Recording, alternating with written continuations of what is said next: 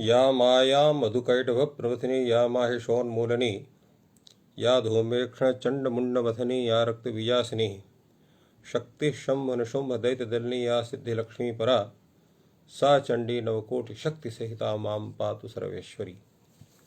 संस्कृत शौर्यम इस समूह से संबद्ध सभी विद्वद्गण, सभी शास्त्र प्रेमीगण, सभी शास्त्र जिज्ञासुगण एवं संस्कृत शौर्यम इस समूह के संस्थापक एवं प्रबंधकगण, आप सबको प्रणाम करते हुए, साधुवाद करते हुए और आज के इस ज्ञान सत्र को प्रारंभ कर रहे हैं। कल हम सब ने हलस्य सूत्र तक शास्त्र चर्चा किए थे, जिसमें रमन्ते योगने अस्मिन् इति रामः अपमृज्यते अनेन व्याधि इति अपामार्गः, इन दो शब्दों का साधुत्व बताया गया था। रम क्रीड़ायाम धातु से हलस्य सूत्र से अधिकरण अर्थ में घय प्रत्यय करके राम शब्द की सिद्धि हुई थी। जैसे घय प्रत्यय करेंगे तो राम घय बनेगा, घय में घकार की लशक व से यकार की हलंतम से करेंगे, तस लोपा से लोप करेंगे, रम आ बनेगा और इंत प्रत्यय होने कारण अतुधाय से वृद्धि होकर राम अ बनेगा। वर्ण सम्मेलन राम और कृदंत और तात्पर्य संज्ञा स्वाधिकार करने पर रामः। ये राम शब्द पर ब्रह्म का वाचक है, ये दसरा पत्य का वाचक नहीं है। अगर दसरा पत्य को भी अगर ब्रह्म रूप राम के ग्रहण करते हैं तो उनका भी वाचक माना जा सकता है। अपमृज्यते व्याधि ही अनेन, यहाँ अपूर्वक मृज मार्जने धातु से करण अर्थ में घय प्रत्यय हुआ है, इसलिए यह राम शब्द भी संज्ञावाचक है, अपामार्ग शब्द भी संज्ञावाचक है। इसलिए चूंकि यहाँ पर भी अकर्तृ कार्य के संज्ञायाम से अकर्तृ कार्य के इसकी अनुवृत्ति हो रही है, या और अथवा करणाधिकरण से करण अधिकरण की अनुवृत्ति हो रही है। इसलिए करण की भी, करण में क्या प्रत्यय, करण का अर्थ यहाँ अपामार्ग प्रयोग दिया गया और अधिकरण का राम शब्द को दिया गया। तो यहाँ पर भी अपूर्वक मृज धातु से जब आप वृद्धि करो घय प्रत्यय करते हैं, घय में खाली अ बचेगा, अपमृज अ बनेगा। यहाँ इंत प्रत्यय परे होने के कारण मृजिर वृद्धि सूत्र से मृज को यहाँ पर वृद्धि होगी तो मार्ज अ बनेगा और चजो को घृणतो सूत्र से कुत्त होकर के जा को कुत्त ग हो जाएगा। तो अपामार्ग अ वर्ण सम्मेलन अपामार्ग स्वाधिकार करने पर अपामार्ग। ये इतना कल विचार हुआ था। आज जो हम लोग विचार करते हैं वो उसके ऊपर विचार है, तो चलिए उस पर विचार हम लोग करते हैं। क्या विचार होना चाहिए यहाँ पर? तो आइए, यहाँ अगला सूत्र जो हमारे सामने उपस्थित है वो आपका है ईसद्दोषु कृच्छा कृच्छार्थेषु खल, ये सूत्र है आपका। इसमें सूत्र का क्या अर्थ है? सूत्र है ईषद्दोषु ईषद्दोषु कृच्छा कृच्छार्थेषु खल। ये कहता है, पहले तो इन्होंने लिखा करणाधिकरणयोः इति निवृत्तम, क्योंकि ये जो कृच्छा कृच्छा दुसु दुसुषु सु दो ईषद दुसुषु कृच्छा कृच्छार्थेषु खल, इस सूत्र के पूर्व में आपका सूत्र है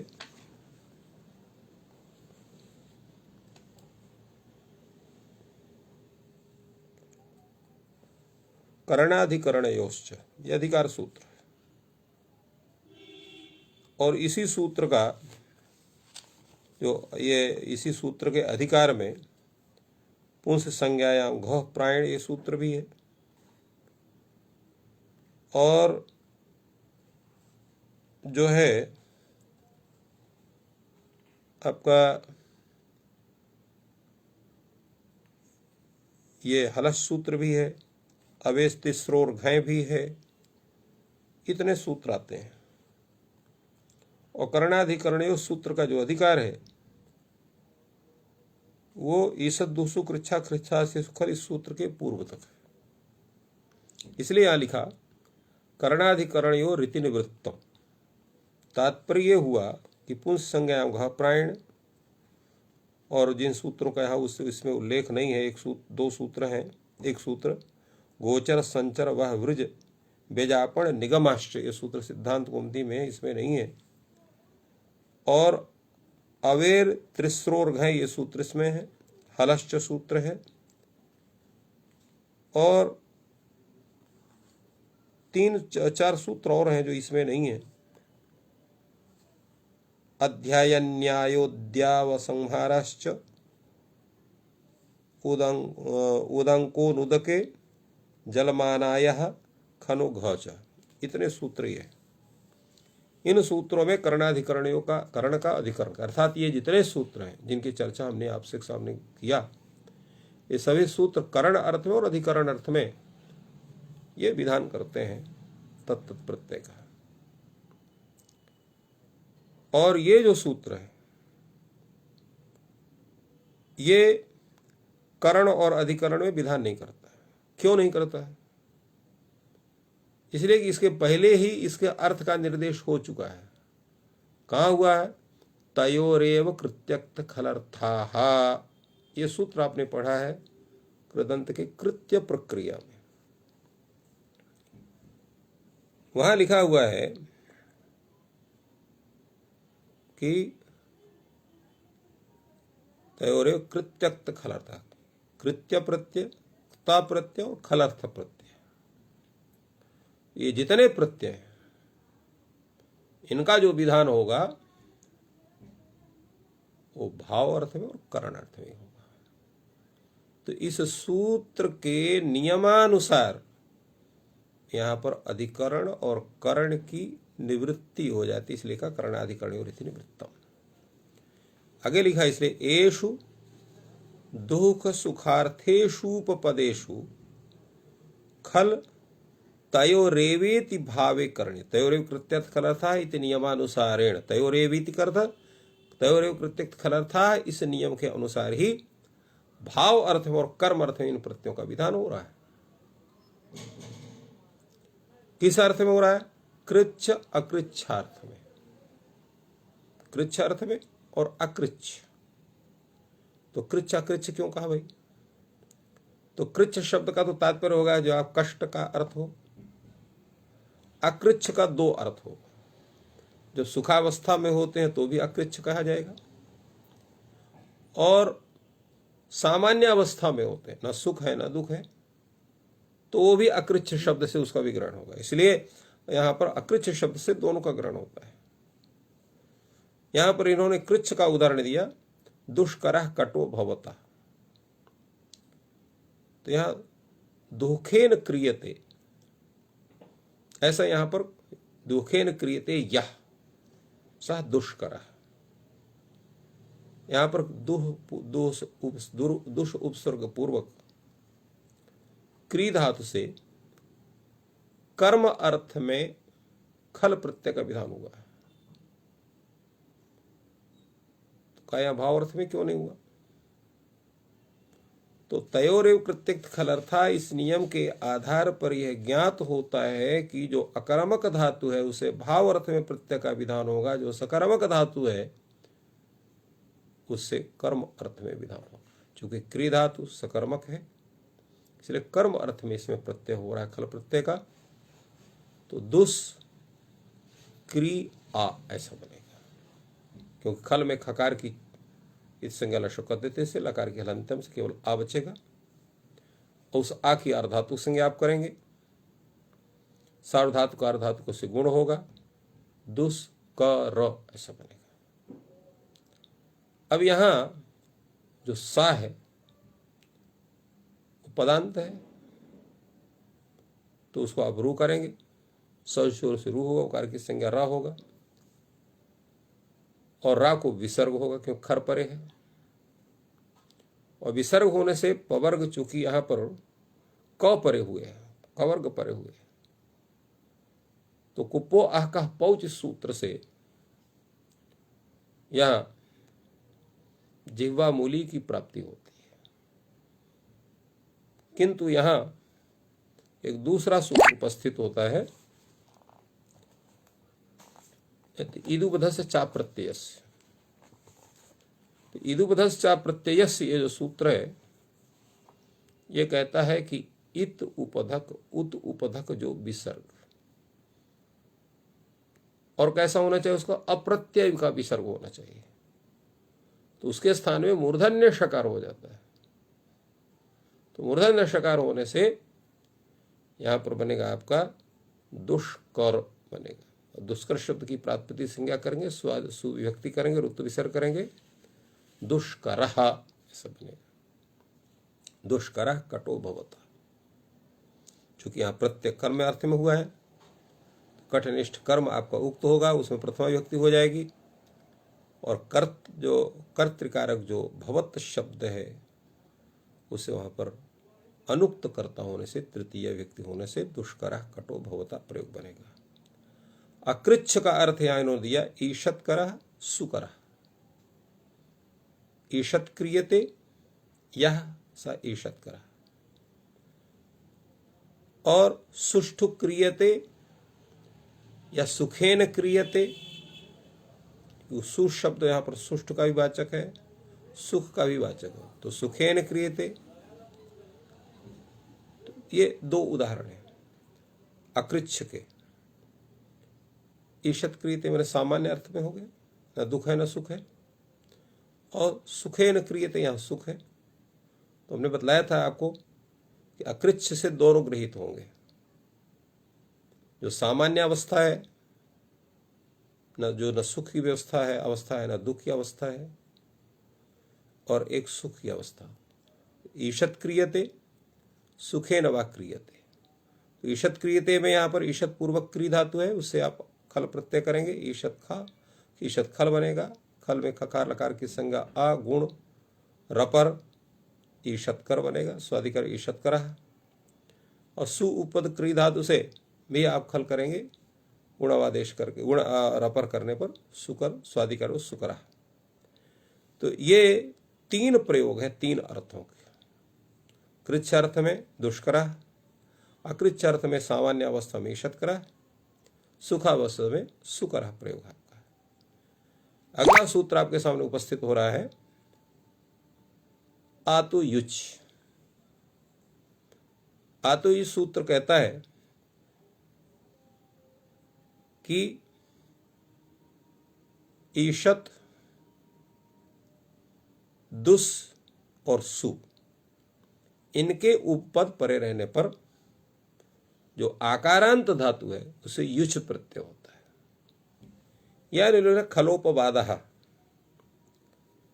ये खल प्रत्यय का अपवाद है। तो खल प्रत्यय का जब अपवाद होगा तो क्या होगा यहां पर, क्योंकि ये कृदंत का रूप है और खल प्रत्यय में अवशिष्ट होता है केवल आ, युच प्रत्यय में होता है यू अवशिष्ट होता है, यू और नाको से उसको अन आदेश होता है। तो क्या है ये असरूप प्रत्यय हुआ। तो वासरूपो स्त्रियाम इस सूत्र से यह जो अपवाद होगा विकल्प से बाधक होगा। तो एक बार खल प्रत्यय होगा, एक बार युच प्रत्यय होगा, और इन्होंने केवल एक प्रयोग दिया है युच प्रत्यय वाला, ईशत पाना सोमो भवता का। तो यहां पर खल प्रत्यय का उदाहरण इन्होंने क्यों नहीं दिया, एक प्रश्न ये उपस्थित हो सकता है। इसका समाधान क्या होगा, तो यहां एक वार्तिक है, वासरूप स्त्रियां सूत्र में ही वो पढ़ा गया है। जहां पर वासरूप स्त्रियां में सूत्र है, वहां लिखा है अक्ता ल्युट तुमुन खलर्थेषु वा स्वरूप विधिर नास्ति। अक्ता प्रत्यय के विषय में, ल्युट प्रत्यय के विषय में और खल प्रत्यय के विषय में। तल्युट तुमुन खलर्थेषु वा स्वरूप विधिर नास्ति, ये परिभाषा है। यहां पर क्या है? खलर्थ प्रत्यय है, क्योंकि युच भी खलर्थ प्रत्यय है, खल भी खलर्थ प्रत्यय है। खलर्थ क्या है? कृच्छा कृच्छार्थ, कृच्छा कृच्छार्थ ये खलर्थ है। तो इस खलर्थ में जो युच प्रत्यय का विधान हो रहा है, यद्यपि आश्रूप प्रत्यय विकल्प से बाधक होना चाहिए, किंतु वासरूप स्त्रियों में जो परिभाषा है, यक्ता ल्युट तुमुन खलर्थ इत्यादि के विषय में इसकी प्रवृत्ति नहीं होती है। तो जब नहीं होगी प्रवृत्ति, तो युच प्रत्यय खल प्रत्यय का नित्य बाधक हो गई। इसलिए केवल यहां युच प्रत्यय का ही आकारांत धातु से विधान होगा, खल प्रत्यय का विधान नहीं होगा। फल का यहां जो आपका स्वरूप है, जैसे आपने ईशत उपत्पा धातु है, युच प्रत्यय किया तो ईशत पा युच बनेगा। यू के स्थान में आपने अन आदेश किया तो क्या बन जाएगा आपका? यूशत पा अन, ये बनेगा आपका। और यहां पर जो है, जब आपने यूशत पा अन यह आप बनाएंगे, तो ऐसी अवस्था में यहां जो है अन, इस अवस्था में यूशत पा अन, इस अवस्था में यहां पर वर्ण सम्मेलन होकर के ईशत पाना रूप बनेगा। इसी तरह से दुष्पीयते यह, सुपीयते यह, तो ईशत पाना सोमो भवता में यहां पर ईशत पूर्वक पा पाने धातु से यहां पर भी कर्म अर्थ में युच प्रत्यय का विधान हुआ है। अकृच्छ अर्थ में, दुष्पाना में यहां पर कृच्छ अर्थ में, कर्म अर्थ में, सुपाना यहां पर भी अकृच्छ अर्थ में। प्रयोग का और स्वरूप और साधु तो एक ही समान है सबका। पाधाव से युच, युच की यू के स्थान में अन और सवर्ण दीर्घ होकर के युषत्पान, स्वादिकार करने पर युषत्पाना, दुष्पाना और सुपाना। दुष्पाना में भी यहां पर जो विसर्ग के स्थान में शकार हुआ है, तो युद्धुपदेश चाप प्रत्यय सूत्र से ही यहां पर विसर्ग के स्थान मूर्धन्य शकार का आदेश हुआ है। अगला सूत्र है आपका अलम खल्लोह प्रतिषेधयोः प्राचाम अक्त्वा। ये कहता है कि ये दो शब्द जब प्रतिषेध के अर्थ होंगे, जैसे अलम शब्द के कई अर्थ होते हैं। अलम पर्याप्त अर्थ ग्रहण, पर्याप्त अर्थ में भी है। अलम जो है निषेध अर्थ में भी है, अलम अलंकार अर्थ में भी है। इसी प्रकार खलु शब्द भी कई अर्थों में है। खलु निश्चय अर्थ में भी है, खलु वर्जन अर्थ में भी है, प्रतिषेध अर्थ में है। तो यहां पर अलम शब्द और खलु शब्द ये जब दोनों प्रतिषेध अर्थ में रहेंगे, तो प्रतिषेध अर्थ में रहने पर, इनके विद्यमान रहने पर, इनके उपपद रहने पर धातु से क्त्वा प्रत्यय होता है। किनके मत में? प्राचीनों के मत में। तो क्या जब प्राचीनों के मत में क्त्वा प्रत्यय होगा तो इसका मतलब है कि नवीनों के मत में क्त्वा प्रत्यय नहीं होगा। तो कहा नहीं, प्राचीन शब्द जो कहा, यह प्राचीन शब्द में जो प्राची शब्द है वो सम्मानार्थ यहां पर प्राचाम का ग्रहण है, विकल्पार्थ उसका ग्रहण नहीं है। इसीलिए यहां मूल में लिखा प्राचाम ग्रहणम पूजार्थम। प्राचाम का ग्रहण क्या है? ये पूजार्थ में है। पूजार्थ का मतलब क्या है? पूजार्थ मतलब सम्मानार्थ, अर्थात प्राचीन भी, प्राचीन आचार्य भी इस मत का सम्मान करते हैं, इस मत का आश्रय करते हैं, ये उसका तात्पर्य हुआ पूजार्थ का।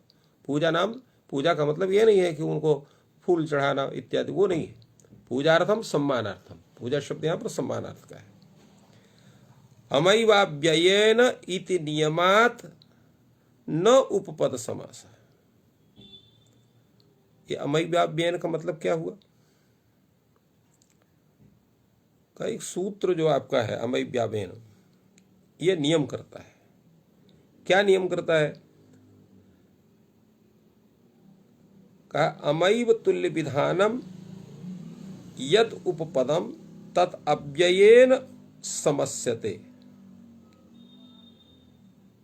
अर्थात अगर किसी अव्यय के साथ में उपपद समास हो रहा है तो जो अमंत है उसी के साथ समास हो, जो अमंत अव्यय नहीं है उसके साथ समास न हो। क्योंकि यहां पर जो प्रत्यय हो रहा है अक्त्वा प्रत्यय हो रहा है। अक्त्वा प्रत्यांत जो शब्द है, अक्त्वा तो सुन कसुना, इस सूत्र से उसकी अव्यय संज्ञा होती है। तो अगर हम अलम को या खलु को उपपद मान करके धातु से वहां पर अक्त्वा प्रत्यय का विधान इस सूत्र से करते हैं तो यहां पर उपपद समास नहीं होगा। जब उपपद समास नहीं हो रहा है तो फिर वहां पर समास हो ही नहीं सकता है। क्यों नहीं हो सकता है? क्योंकि अमय वाव्ययन इस सूत्र से वहां पर नियम होगा कि अमंत जो अव्यय है उसी के साथ समास हो, उससे भिन्न अव्यय के साथ समास नहीं होगा। इसलिए यहां पर अक्त्वा प्रत्यांत जो शब्द है उसके साथ समास नहीं होगा।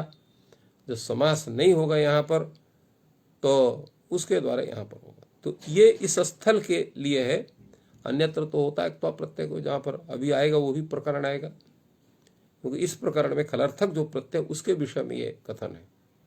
नहीं तो जब प्राप्य रूप बनता है, अधिगम्य रूप बनता है, वो कहां से बनेगा? क्योंकि अक्त्वा के स्थान में लेप होता है और वहां पर समास भी होता है। समास ने पूर्वक तल तो वहां लेप का विधान कैसे होगा? तो वही बयान अगर वहां भी लग जाएगा तब कैसे होगा वहां पर? तो ये खलार्थक प्रत्यय के विषय में ये विचार है कि अमैव तुल्य विधान यत्पुतम तत् वही उसी का अव्यय के साथ समास होगा, अन्य का नहीं है। इसलिए यहाँ पर और प्रकृति में क्या है, ये अम प्रत्यय ने अमंत न होकर के ये कत्वा प्रत्यांत समस्या है, इसलिए यहाँ पर समास नहीं होता। ये अमय व्यावेन नियमात न उपपद समासा का कथन है। अलम और दो ददघो, दा धातु है और यहाँ पर उसके जो दकार को दद आदेश होता है, ये सूत्र पहले अभी आएगा, यक्ता प्रत्यय के विषय में आ चुका है। यहाँ पर प्रयोग है अलम दत्वा। अलम दत्वा में अलम यह प्रतिषेधवाचक शब्द है, उसको उपद रहने पर दा धातु से, दादाने धातु है, उसे अक्त्वा प्रत्यय का विधान इस सूत्र से होगा, दा त्वा बनेगा। और दो ददघो सूत्र से यहां पर दा के स्थान में दद आदेश होगा, तो दद त्वा बनेगा। जो द्वितीय दा है उसको खर्चा से चर्त हो जाएगा, तो दत्वा बनेगा। अक्त्वा तो उसमें कसना से अव्यय संज्ञा होगी, स्वादि प्रत्यय होंगे और अव्ययदासुपा से उन स्वादि प्रत्ययों का लुक होने से अलम दत्वा ऐसा ही रूप बनेगा। अगला प्रयोग है आपका पीतवा खलु। खलु के योग में यहां पर पा धातु से, पा पाने धातु है, से अक्त्वा प्रत्यय का विधान सूत्र के द्वारा होगा। यहां खलु है, यह भी प्रतिषेधार्थ में है। पा धातु से अक्त्वा प्रत्यय करेंगे, कुमास्था गा पा जहाति साम सूत्र से यहां पा के आकार को ईत तो कर देंगे, तो पी तवा ऐसा रूप बनेगा। अक्त्वा तो इसकी अव्यय संज्ञा, स्वादिकार करने पर आपका पीतवा खलु रूप बनता है। अलम खल्लोह किम का निषेधार्थक